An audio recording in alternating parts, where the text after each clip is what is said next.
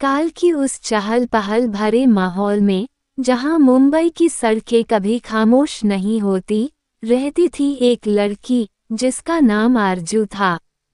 आरजू उस शहर की रोशनी में एक ख्वाबों भरी दुनिया सजाए रखती थी। वो एक प्रतिष्ठित कॉलेज में अध्यापिका थी और उसकी जिंदगी किताबों और अपने छात्रों के बीच सिमटी हुई थी। उसी शहर में एक युवक था, साहिल, एक महत्वाकांक्षी लेखक जो अपनी कहानियों में जीवन की अनगिनत भावनाओं को पिरोता था।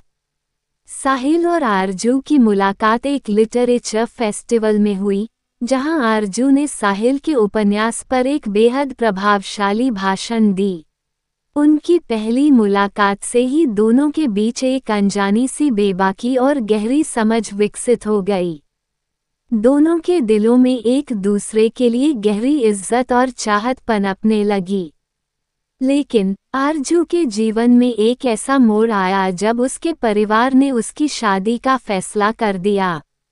आरजू, जो साहिल के प्रति अपनी भावनाओं को अभिव्यक्त नहीं कर पाई थी, एक दुविधा में थी।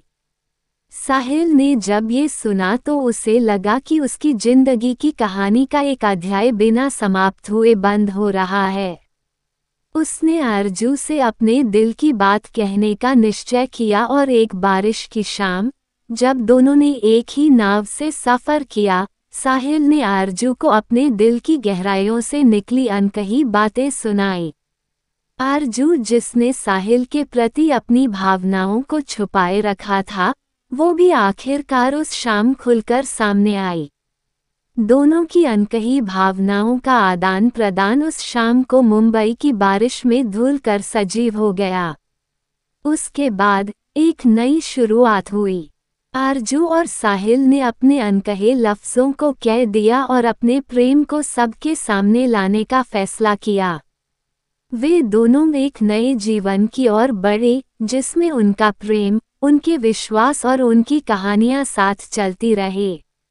अनकहे लफ्ज़ एक ऐसी कहानी है जो हमें बताती है कि कई बार जिंदगी हमें दूसरा मौका देती है और सच्चे प्रेम के लिए सही वक्त कभी देर से नहीं होता।